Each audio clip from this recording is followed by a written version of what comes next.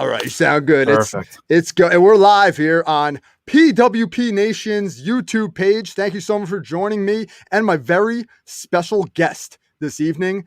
I'm sitting with a guy who I met, I'm going to say online in around 2012, 2011, 2013, somewhere in that area. And I think we met through Bleacher Report, and I just knew you had it back then. I know you started writing for my site and we started talking and stuff, and I kind of knew you had it as far as the passion for this and everything. But I'd like to welcome Graham GSM Matthews. What's up, man? What's going on, dude? Welcome back. I first of all, I feel like I'm in the host role, so I feel like that's why I'm saying welcome back. But I haven't seen you in a couple of years. I saw you over WrestleMania weekend, first of all, 35 in right outside MSG. Yep. But to correct you, I think we met, like you said, for Bleacher Report, at least 2012, because I know that's when you started the site. And you reached out to me about the site right before you started doing it. So I know it's been at least 9 years, which is fucking crazy. And it might have been before that, you know? Yeah. So it might have been like 2011 or so, but it's been a long time. And to see, before we even get started here, to see where your website has gone and everything that you've done since that started almost a decade ago to where we are now is just amazing, dude. So I just want to say congrats to you on that before we go any further here. Thanks, man. And I'm kind of in a holding period right now, but I'm doing other stuff. Like I still got PWP Nation. We got this YouTube page, got some other, but I'm doing other stuff. I just was telling you about wrestling cards. I've been collecting those crazy recently. I've got Bitcoin like crazy. So I'm out there. I'm doing stuff. I'm opening that Pandora's box outside of the wrestling niche and trying to expand it. But you, my friend, are heavily invested in the wrestling niche. Before I ask you my first question, I just went through all of your social media channels and through your website and was kind of looking at what you have going on. And dude, you're everywhere and you're consistent as they get. So we're going to talk about this throughout this episode. But first of all, tell me a little bit about your passion for pro wrestling and how you became a fan and how this kind of developed into a career for you. I feel like every time I say this, I lose respect from the wrestling diehards when I say how long I've been watching wrestling, but I've only been watching since 2008 because I got into it really, really late. I was a late bloomer as far as like getting into wrestling goes and stuff like that. I didn't really fall like in love with it, become passionate with it, into it until like 2008 when I was 13, 14 years old, because I'm 25 now. So I've only been into it for 10 plus years, which is nothing compared to people like you and a majority of the fan base. Like, dude, I wish I could have been around for the early 2000s, the Attitude Era, the 80s. Like you were just showing me all those trading cards. I wish I was around for that period of wrestling because I think it's so cool. But I also have a different perspective on it because I wasn't watching back then. So it's weird. So I don't regret not watching earlier, though I do think it would have been cool. But that's where it started for me. I started watching 13 years ago now. I've been writing about it almost since that time, right after I started watching it.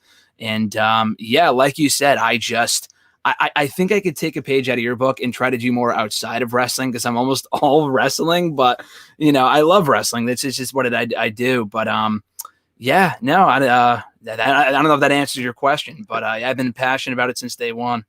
Yeah, it does. It does answer my question, but let's kind of continue off that because I remember like Bleacher Report, how I just mentioned, you wrote for my website for a little bit. We've stayed in touch. You did some podcasts on my radio network. And the funny thing about that is the Spoilers podcast, I'm actually going back right now to all of those episodes from 2012, 2013, and I'm taking them off of Blog Talk Radio because I'm afraid they're just going to disappear into the abyss. Yeah, so I'm downloading them all. I'm going to back them up and I'm going to republish them. And just put them out there just so they're like out there, and I'm going to back them up on a hard drive and whatnot. But you started with writing, quickly got into podcasting like super early. Like we were doing this thing back in 2012 when it was still mad early in the game. Yeah. So tell me a little bit about like that ascension from that time we met back in 2012, 2011, whenever that was, into where you're at now, where you've really blossomed into having all these different outlets and your own outlet and whatnot. Tell us a little bit about that journey. Yeah, man, it's crazy. Like we're so lucky to be living in this time period that we do now with like social media and everything like that. Cause like we keep in contact through social media, like whether it be Twitter or LinkedIn or Facebook, whatever, whereas we didn't have that 10, 15 years ago. So it's really helping. It's really helped people like me in terms of branching out, doing stuff like that. There's the YouTube channel right there. But so with the website itself, doing podcasting, like you said, I started right around the time that we were doing your website. 2013, 2012 is when we joined your network. We were doing that. A buddy and I haven't talked to him in years, but we were doing that show as early as 2011. And I started doing it right before we did podcasting. I was doing like the YouTube stuff, and I can't even go back and listen to that stuff. It's like, at least listen to me. Like, I feel like I was terrible. It was awful. I can't even listen to it. It's just that it just makes my ears bleed. But and just to kind of make you feel a little better, I listened to my first ever radio show the other day, and I was like, oh my, I was green as goose shit. Like, I was terrible. I did not know what I was doing. And it's funny how we've kind of grown into like knowing what we're doing kind of at this point. Yeah. Far from an expert, but at least we know what we're doing a little bit more than we did back then. But yeah, no, especially with I think YouTube was one of the first things I started, 2009. The Twitter page, you see it right there. Started that back in 2009. Again, I think you and I and people from that early crop of like wrestling Twitter, like we were on it before the big boom happened. Like everyone is on Twitter now. Like I feel like I met you and so many other cool different people in the wrestling realm before it blew up, and when it was like really big. Like it was even bigger 10 years ago than it is now in certain ways, in terms of how many people were engaged with the app and shit like that before Instagram blew up and all this other stuff. But yeah, that's one I just kind of did it, not because I felt like, oh, I have to be on this platform to expand my brand or to do this or to do that, just because I kind of wanted to. Like, for example, I don't do everything. I'm not on TikTok. I'm not on Snapchat. Like, I don't do that. I probably should be. But you know, Twitter, Facebook, YouTube, that's all my bread and butter. Website as well. Been doing that since 2010. So specifically with podcasting, like you said, that to see it grow, not for me, but just in general, to see where it was 10 years ago with what we were doing, and myself and yourself individually, and just kind of everyone, it's crazy, because now we could do stuff like this where we're on YouTube live and whatever. And just for me specifically, it's just always been a lot of fun. And I was always talking about wrestling anyway, so I figured, why not just do it on YouTube or in podcast form and welcome on other people from across the wrestling universe, and shoot the shit about what happened on Raw this week, or go back and talk about what happened 15 years ago this week, you know, shit like that. So and the cool thing with wrestling is that there's literally, this is why I love it, there's never a shortage of things to talk about. Like, whether you're interested in what happened on WWE Raw this week is a completely different question, because the product is completely just not what it once was. There's not a lot to like analyze there, but you know, there's just always stuff going on. There's so many different promotions now. AEW is a thing. There's always stuff worth talking about. So just there's never a shortage of content. And for someone like me who just loves this shit and feeds off of it, it's a big benefit for me. So social media has helped tremendously with that, I would say. Yeah, for sure. It's your passion. I could tell just by the way you talk about it and the way I've known you throughout the years. But like, what are your aspirations? Because you're in your early 20s now, right? I am, yeah, 25 currently. Yeah. Okay, so you're mid 20s. Yeah, 25. Yeah, so you're 25. So you're still young. You're a baby. What are your aspirations in this business? Because right now, like, I just was looking at your stuff before, and you're everywhere. You're Bleacher Report still, Daily DDT. You're all over the place. Your own thing. What are your What are your goals? What are your aspirations? Where are you headed? Oh man, that's such a good question. And it's a question I'm always constantly trying to figure that out myself, because I feel like if I told myself 10 years ago, 5 years ago, even like a year ago, what I would be doing now, and like I would have never believed it. Like, I got to talk to Finn Balor a couple days ago to promote TakeOver on Sunday. I talked to, when you did that screen thing a couple minutes ago, I did talk to Roman Reigns like a month ago. I would have never been able to even imagine that like a month ago. It was wild. So just continue doing that. I want to be able to literally talk to every single person I can. Like, I want to talk to every single person, every single promotion.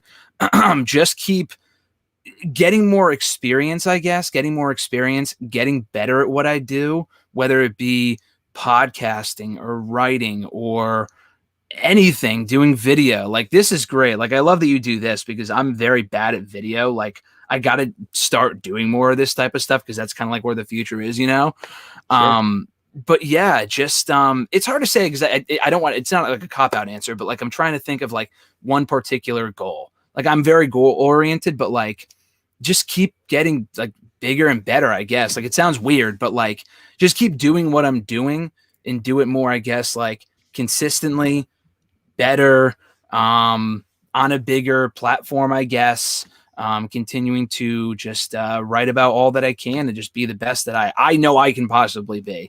I try not to look at other people, and I take bits and pieces of what people do, what I think works and whatever, and kind of try to make it my own and shit like that. But yeah, no, it's weird. It's weird. I don't know. I've always wanted to just keep doing what I'm doing and just keep writing. And I can't see myself doing anything else at this point. So it's weird. I'm kind of in a box now, but I love what I do, and it never really feels like work. So it's awesome. Yeah, keep doing it, because I listen to a lot of stand-up comedians. I got really into the comedy niche through Joe Rogan mainly. I'm a big Joe Rogan fan over the last like 4 or 5 years. And I've been listening to a lot of his interviews with different comedians, and a lot of them have the same story, the kind of story that some independent wrestlers have, where they just keep going. Hard times, not working out, not sure where they're headed. And then they get that one big break that sets them apart from the rest and shoots them, not to steal a line, but to the moon, And that's where I think you're heading. So if, say, tomorrow, and this is a hypothetical, a huge hypothetical. Let's say tomorrow, one of these major wrestling organizations sent you an email and said, "Hey, Graham, we'd like to talk to you about, jumping on board with us, whether it's WWE, AEW, to do some kind of podcasting or writing or webmaster type stuff." Is that something that you're interested in, or are you more interested in doing it on your own, like a DIY type of guy? That's such a great question, because I feel like my goal for such a long time, and it still is to an extent, like my goal was always like, I would love to work at WWE. Like if you asked 10th grade me, 15-year-old me 10 years ago, I would have said, "Oh, I'd just work at WWE." I kind of remember, because I think you wanted to be on the creative team at one point. That's what I was going to say. That's the funny thing. So like initially, like, oh, if I was to go to WWE, what would I do? I'm not a professional wrestler. I do not want to wrestle. That's not what I would do. But I know this is what I like. This is what I'm good at. And I've always been a big proponent of taking, and it's hard because not everyone can do this, but if you can, to take what you're good at, what you're passionate about, and then try to do it with one. And it's tough to do that with certain things. They just don't mesh well together. But thankfully, wrestling is it's a niche thing.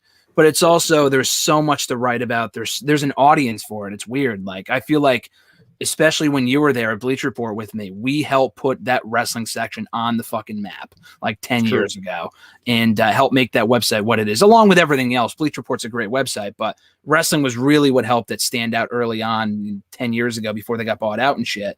But yeah, so that was always my goal, was to be like, oh, I want to go to WWE. I would love to work at WWE and work on the creative team. And like, it was like a half joking, half serious thing. And then as the years went on, and the more like, there's so many podcasts out there with former people, like former creative writers and shit like that. And then you meet people, you talk to people, you interview people, and you're like, I don't know if this is actually something if I want to do, like maybe not, I talked to Krista Joseph like 5-6 years ago, who was the head of Lucha Underground, who was in WWE for a long time, and a few other people. And I'm like, man, I don't know if this is exactly what I want to do. And I'm not even sure if I'm going in the right direction, because I feel like a lot of the people they use to write for the creative team are people that have worked in like TV. Like, that's not me. Like, I'm a wrestling guy through and through. They don't want just wrestling people. You know what I mean? So like, I figured that out a long time ago.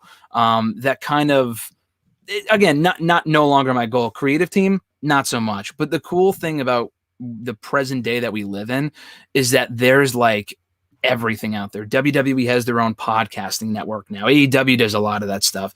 YouTube is huge for all these promotions, writing, and then like their website and shit like that. Like, they have positions for all this sort of stuff.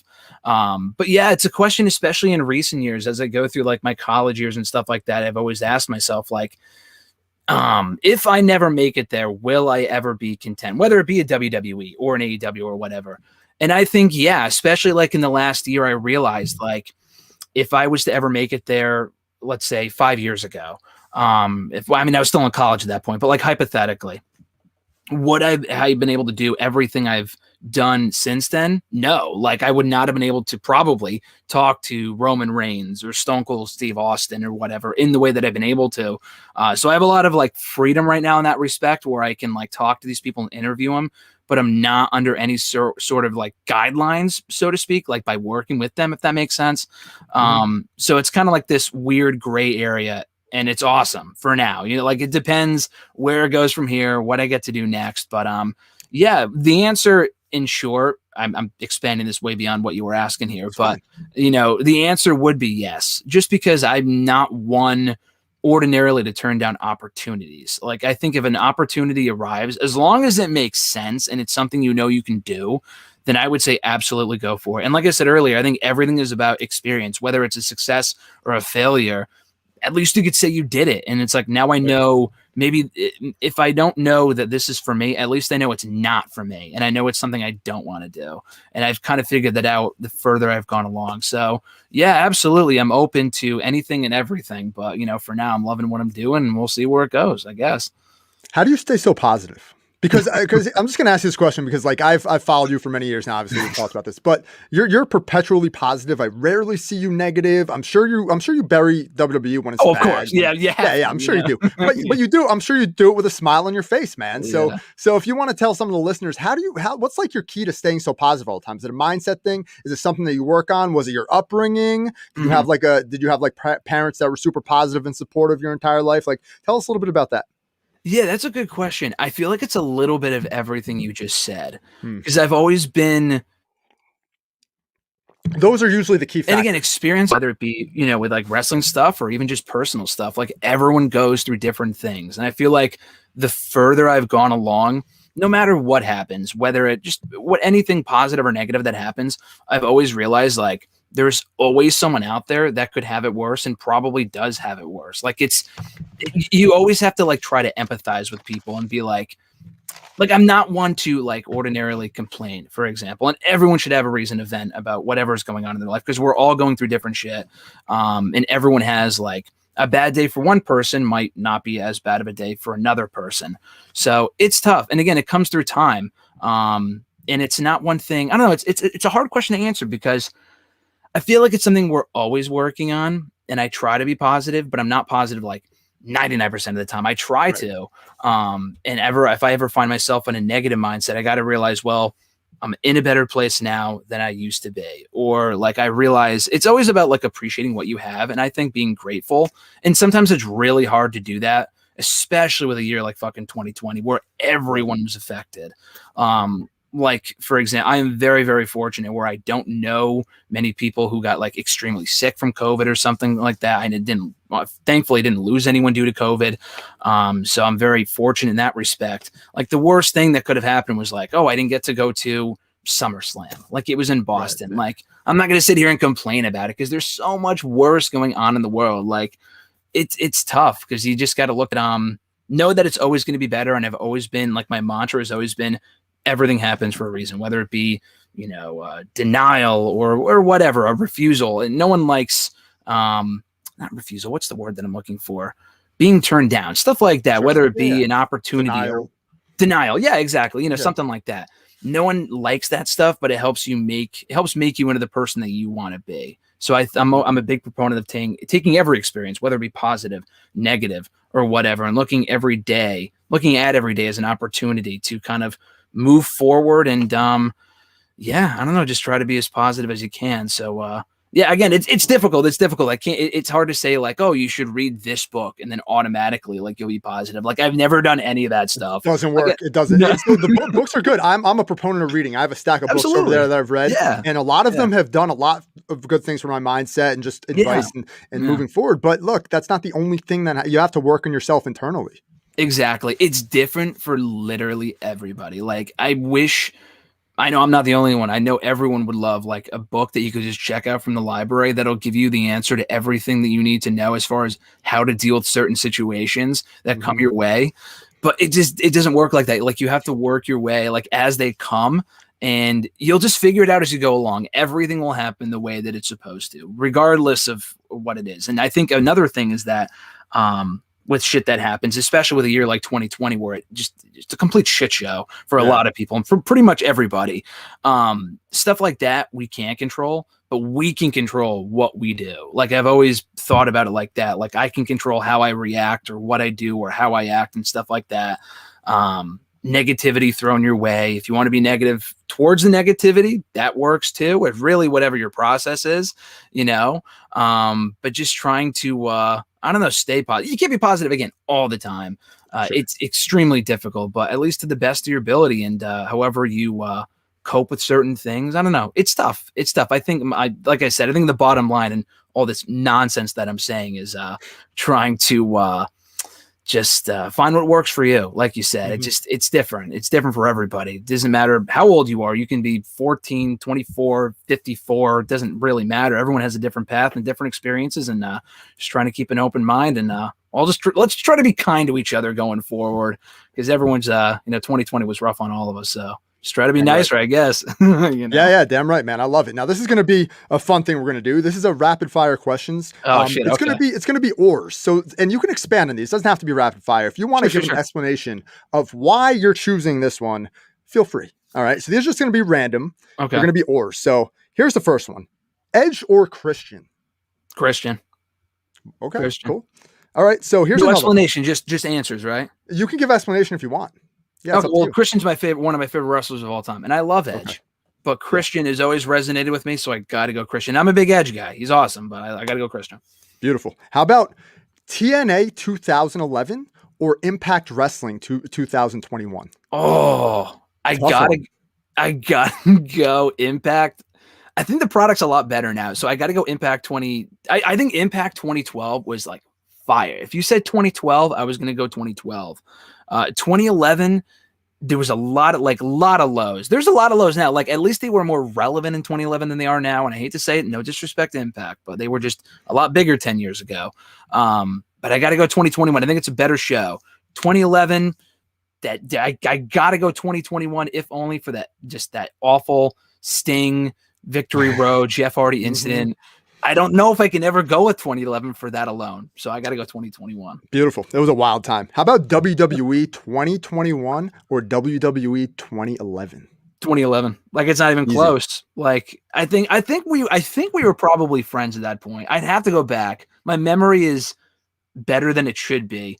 But I know we were friends in 2012. But like, I know if we're connected in 2011, we lived through that Summer of Punk storyline together. It was a crazy ass time, and just you get attached to certain points in wrestling just due to nostalgia. Like, some people's 92 is my 2011, so I got to go 2011. Awesome. How about John Cena or Randy Orton? Say Randy Orton. Big Cena guy. Cena's grown on me over the years. Not much of a Cena hater as much as I used to be. Enjoy Cena, but I got to go Randy Orton. I think it's tough. How about Joey Janela or Enzo Amore? Oh my God. That's a funny one, right? Listen, I've met Joey. He's a very nice guy. He's actually the opposite in that I didn't have much of an opinion on him in the first place, but like, the more that I've seen him in AEW, the less I just like him. Not as a person. Again, he's a very nice guy. As a performer, I just could not give two shits about him. I'm sorry, Joey. That's just the truth. And then Enzo, I used to be a big fan, not so much anymore. Just, I don't know. But of the two, I think Enzo had a lot of untapped potential there, at least early on, and breaking up Enzo and Cass was just stupid. So I'll go with Enzo. I'll go with Enzo in that case. Ah, cool. I love it. How about Cody Rhodes or Dustin Rhodes? Cody Rhodes. I've always been a big Cody Rhodes fan. Dustin Rhodes is nice too. Very underrated. I think his recent AEW works have been great, but I got to go Cody Rhodes. Got to find that Cody Rhodes rookie card. There's one out there that's super. It definitely exists. There's one out there that's valuable. How about Shawn Michaels or Bret Hart? Oh, man. I know this is rapid fire. This would take me 10 minutes to answer, but real quickly, probably Shawn Michaels, just because he was there when I started watching wrestling. If you say Bret Hart is the greatest wrestler of all time, I will not sit here and argue with you. I will just be like, yeah, I completely agree. It's so subjective. I'll go Shawn Michaels, though. Cool. How about Lita or Trish? Wow. I've been more of a Lita person. Love Trish. Again, I think Trish is awesome. Probably the greatest of all time, but Lita's more my style, so I'm going to go Lita. Randy Savage or Hulk Hogan? Definitely Randy Savage. They're two of my favorite, like, all-time legends, but Savage just on another level. Like, to me, he was like, not exactly, but like the Punk of that generation to me. I wasn't watching back then, obviously, but like, that's what he would remind me of. So I got to go. He was. Yeah, he was. He would say so. If you watch those 80s matches, especially before the Mega Powers and before he was ascended to the WWE title, when he was challenging Hogan for the belt in 86, he was getting cheers from many of the big cities in the country. Like the fans were going nuts for him because at that time, you're in New York, you're in Chicago. They like the heels. They've always Oh, liked the heels. So absolutely. Yeah, they're going definitely. for the macho man. Yeah. All right, a couple more here, and then we'll move on to the next thing. Yeah. How about Sasha Banks or Bayley? Oh man, I gotta go Bayley. I know almost Ooh, okay. everyone will answer Sasha Banks. I met you, I think, for the first time outside of Barclays Center, SummerSlam 2015, Yes. and you showed me a picture that Sasha had on her Instagram wearing the website, Yeah. your website's t-shirt, the PWP t-shirt, which was Mhm. fucking awesome. And I think that's awesome, but I got to go with Bayley. Just Bayley has always resonated with me. I've always been a big Bayley fan, even now. So I got to say Definitely. Bayley. Yeah, I like Sasha, but I'll let you slide on that one. And and I got one more here. I don't think I want to ask it though, because it's a little bit dark. And I actually skipped this one the other day too, so I'm not going to ask this one. Okay. So I'm going to go with one final one, and this Mhm. one is tough. And this is an old school one, and it's something that you see debated online a lot.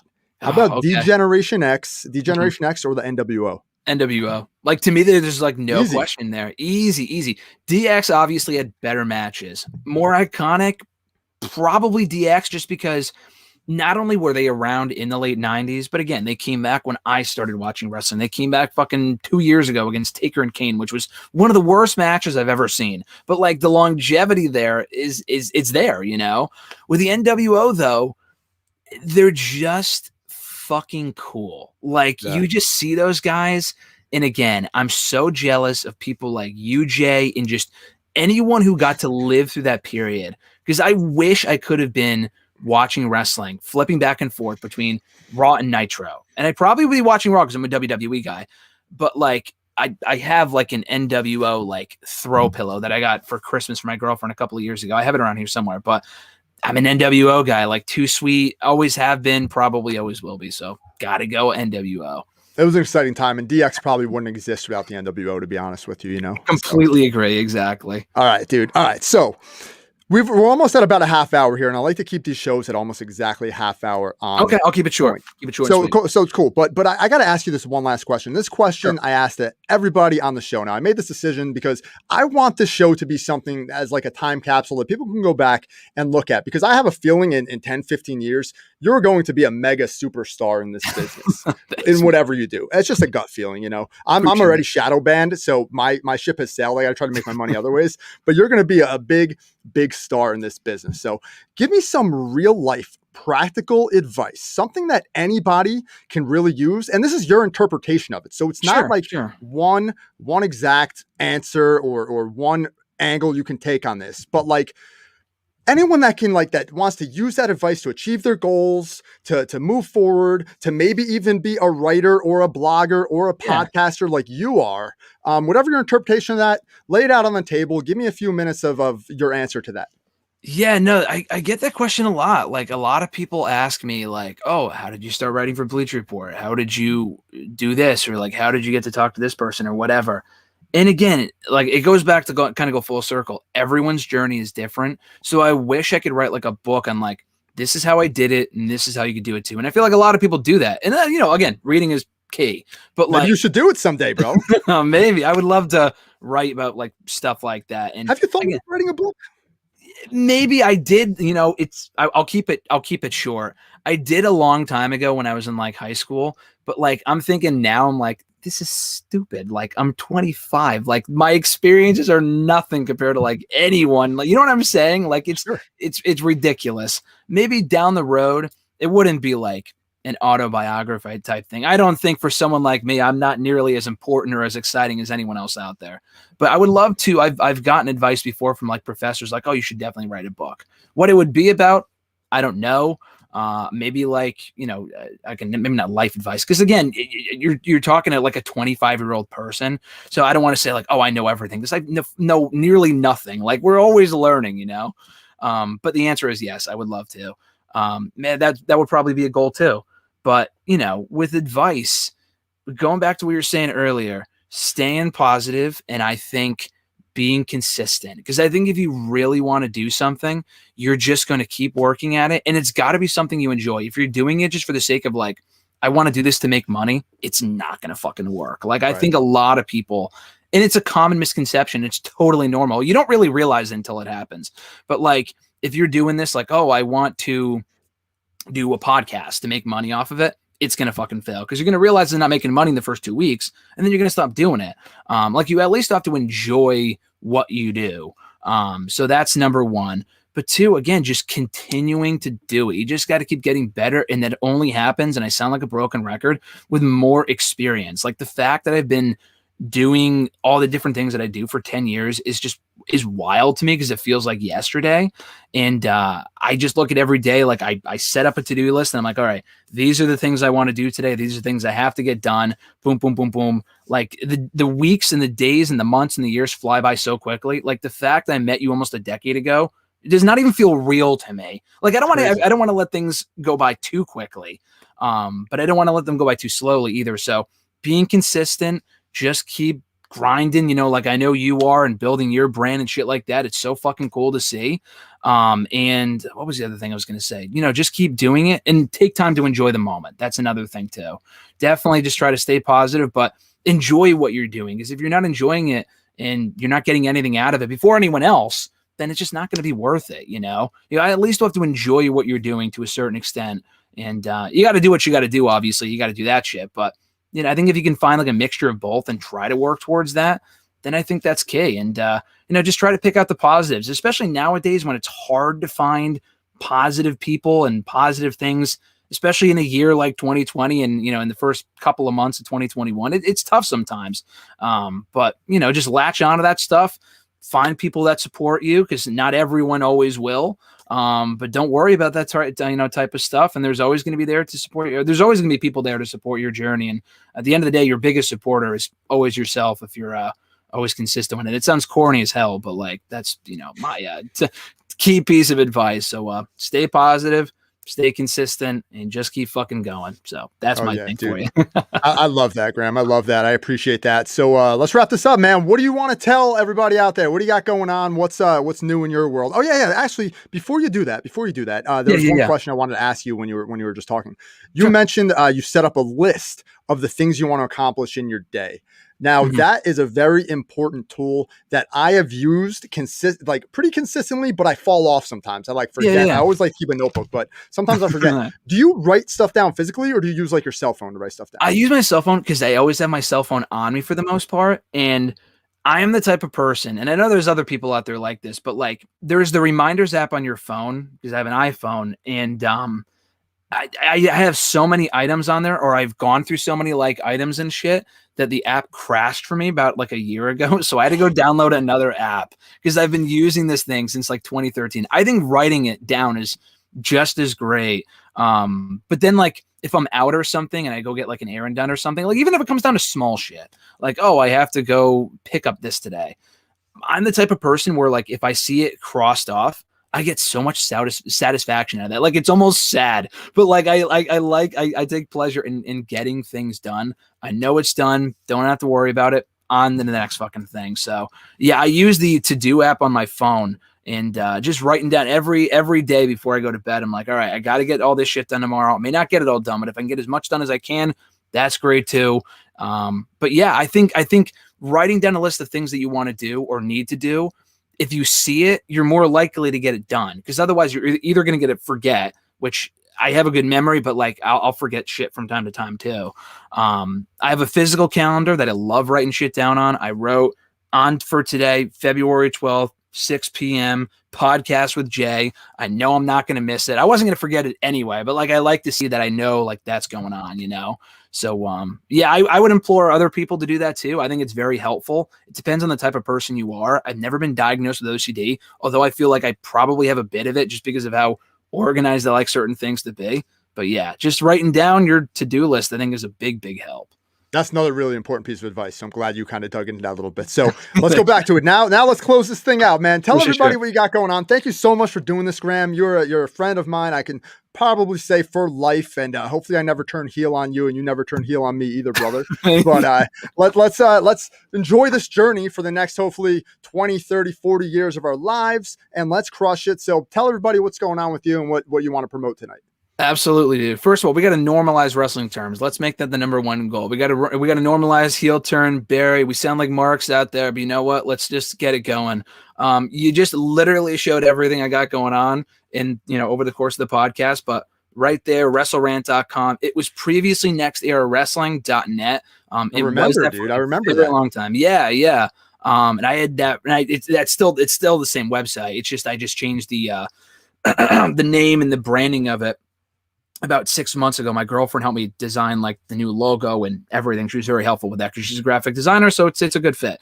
But the YouTube stuff was always Wrestle Rant. The name of my podcast was Wrestle Rant Radio. So it's like, why don't I just call you did it the right way early. Like you have your website in the podcast, PWP Nation, PWP Radio. That's just fucking smart. I don't know why I didn't do that. I should have done that sooner, but better late than never.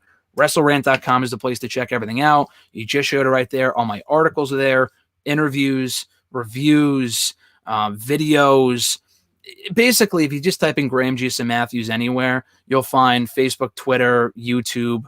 That's my bread and butter right there. But the website pretty much has everything. It has links to all my articles, all the latest interviews, all the latest podcasts and videos. And it's daily content, just constantly putting shit out. Thankfully, there's a lot of wrestling out there, so there's never a shortage of content. But there's a lot of cool interviews I'm very proud of from the last year with Stone Cold, Roman Reigns, AJ Styles, Triple H, Seth Rollins, all from the last year right there. Even from I got to talk to Brian Keefe from Impractical Jokers about a year ago, and I'm like, it's a great fucking show too, especially being a New Yorker yourself. Are you from New York? New Jersey. New Jersey. Okay. Yeah. So, but still, I love those guys, man. Yeah, it's a great show. They were filming in Seaside Heights, New Jersey. Oh, that's cool. Yeah, they filmed there. They did some episodes there that were absolutely epic. I was on the boardwalk at the time. It was crazy. That's so awesome. Cool, dude. Yeah. No, they have a great show. Yeah, I got to talking about a year ago, and we just shot shit about the show. But again, stuff like that. I talked to David Arquette like 6 months ago, and I think I used StreamYard or something like that, and I forgot to adjust my background. It was on Zoom. I had a background. It was the fucking Fiend. So I have a video. I have yet to publish it. There's literally a video of David Arquette sitting in like his room or something and me talking to him about his latest movie. And I have a picture of the Fiend behind me because that was my Zoom background. I'm like, dude, like what is going on? Like, it's what it is. But it was funny. Exactly. I still got to publish. I got deep cut. Yeah, exactly. I got to, just crop out like the because it was on a Zoom call, so like this is a perfect setup, but like it has like the other blocks and shit. It looks terrible. So once I edit that stuff out, and it just can take me like 10 minutes when I'm lazy, then it'll be up. So anyway, at any rate, you can find it at WrestleRant.com, social media, Graham GSM Matthews. I'm all over the fucking place, like you said. So not hard to find, I guess. Graham, thank you so much, man. Let's do this again sometime. Absolutely, dude. I'm so glad we did this. We haven't chatted in a while in this type of forum, so very happy we did this, dude. Thanks so much for having me on. I appreciate it. One more thing, brother. One more thing before I let you go. And I want this to be live, so I get the answer from you live. So I'm putting together, I mentioned before that I'm downloading all the old episodes, all the PWP radio stuff from 12, 13, 14, and so on. Smart. I'm going to do a reunion show. I'm going to bring back all the old PWP Nation contributors, all the Pro Wrestling Powerhouse guys, Seth Guttenplan and Will Vafides and everybody. And I would like you to JCD. I would like you to join us for a PWP radio reunion. Would you join us for that? Oh, 100%, dude. 100%. Awesome. You're basically like Vince calling back one of the legends for one of the Raw reunion shows. I'm not a legend. I'm probably one of the smaller cameos. Those guys really were what made and what have made your podcast network what it is today. So if I played any small part in that, I'm grateful. And the fact you're asking me, I appreciate that, dude. So the answer is 100% yes. And I can't wait to talk to Seth and John and everyone else from the gang at some point soon. You're a legend in the making, my friend. Thank you so much again for this, brother. I'll talk to you later. Jay. Absolutely, dude. Catch you on the road. Peace, brother.